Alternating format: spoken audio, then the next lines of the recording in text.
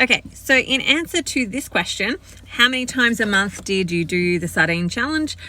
So I actually never started doing any sardine fasting until I was probably must have been about 8 to 9 months in.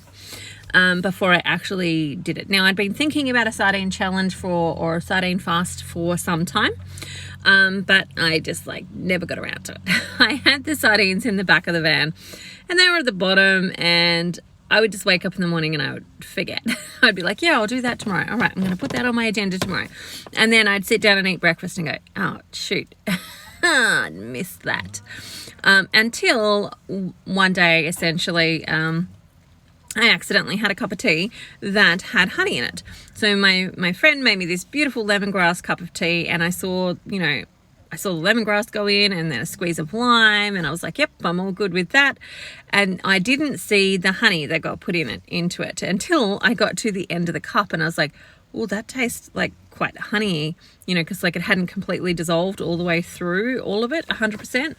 And so there was some honey in the bottom, and I was like, oh, that's tasting a bit sweet now. And that's when I was like, oh, the honey. And then I went, oh no. My heart actually sank, because if you have been on this journey from the perspective of reversing diabetes, right, that's going to actually take you off the game. And not just diabetes, like losing weight. So I knew that would raise my blood sugar the next day. I knew that it would take me a little while to get back into the losing mode in regards to losing weight. And so I was really disappointed. My heart sank when I saw it. And then the next day I just went, why don't I just do the sardine fast now? There's no time like right now that would be more perfect to test out if this is going to work for me. And so I did the sardine fast. I did 24-hour one. And then a couple of days later, because the results were really great, I think I lost something like 1.3 kilos overnight, like a whole heap of puffiness, a lot of inflammation had gone. I was right back on track. I was like, yes, okay, this is amazing, because that time when I saw the honey at the bottom of the cup, that was super challenging mentally for me, because I knew that honey, and I didn't even choose to have the honey, right? It was just, my friend was being nice. I didn't notice, etc., until I got to the bottom of it. I didn't choose to have it. It wasn't like I went, I'm making a conscious choice that I'm going to be okay with losing 2 weeks of healing, and so on. And that is such a mental game, right? It is such a mental game when you've done this for long enough to realize that one of those things, like having something off plan, really cost me 2 weeks of sugar cravings, of not losing any weight, feeling like you're not getting anywhere, and that mental struggle of that. It's different if you've made an active choice, right? But when you haven't made an active choice, it is even worse. But it messes with your head when you're doing something and you feel like you're getting nowhere, because you've got to backtrack. You've got to reclaim ground that you've essentially just lost. And so that's where that had me. And then after the sardine fast, I was right back. I was right back to where I was before that situation had happened, probably even a little bit better. And it was the first time that I really started to see ketones start to rise. Now, I've tracked ketones sporadically early in the first part of the journey, because I was more concerned about my blood glucose at that point in time. Once my blood glucose started to come down, I started to track ketones a little bit more and realized that I wasn't getting a lot of ketones, and that my ketones weren't getting up. I certainly was not getting into nutritional ketosis by any stretch of the imagination, and so on. And so from that one day, 24-hour one, a couple of days later, I went, you know what? I think I'm going to have a go at a 72-hour one. Now, when I looked at the 72-hour one, I went, my goal will be, I will start 24 hours. And at the end of the 24 hours, I will ask myself, can I do another day? And at the end of that 24 hours, I'll ask myself, can I do another day? Kind of knowing that if I got through the first 2 24-hour days, so if I got to 48 hours, there is no way in hell that I was not going to be completing that last day. There is no way in hell that I was not going to be completing. But I left myself the option to back out. I left myself the option to go, you know what? I'm going to step away from it and I'm going to be okay with that. Anyway, I completed that and my results, again, were really amazing. I think I'd lost something like 3 kilos during that little 72-hour sort of fast. And then that was when I sealed the deal and went, you know what? I'm going to create the quest. And in the quest, my goal was like, what else actually helps to shift the needle?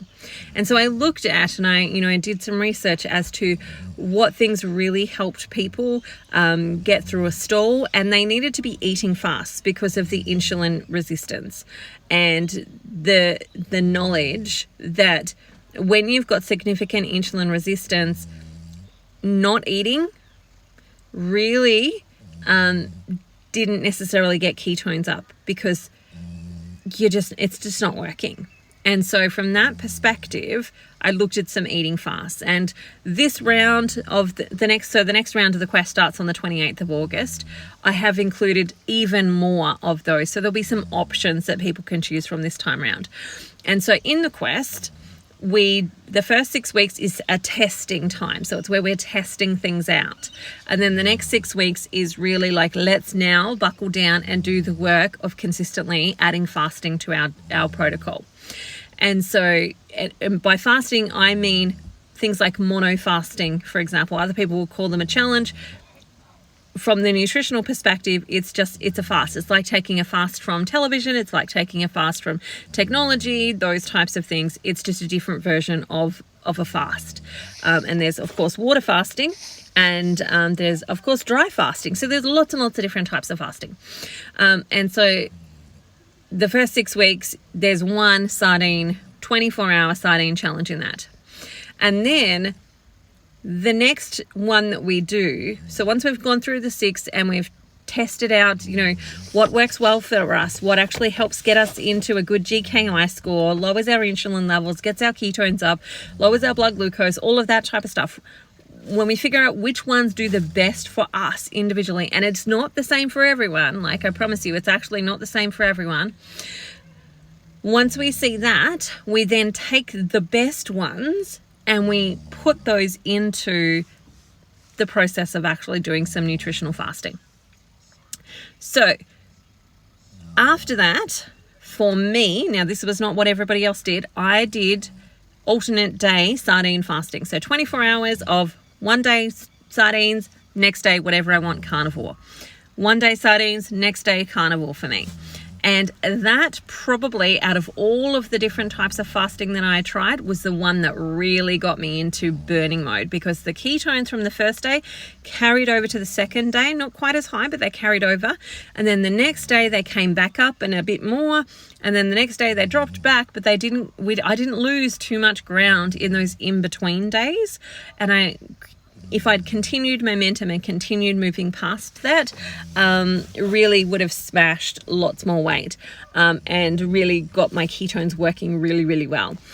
So the likelihood is that's probably going to be something that I do a little bit more of, which will be this next round. I'm likely to do more alternate day fasting because I found that to be really, really helpful for me individually, mentally, as well as physiologically as well. That worked a lot better for me.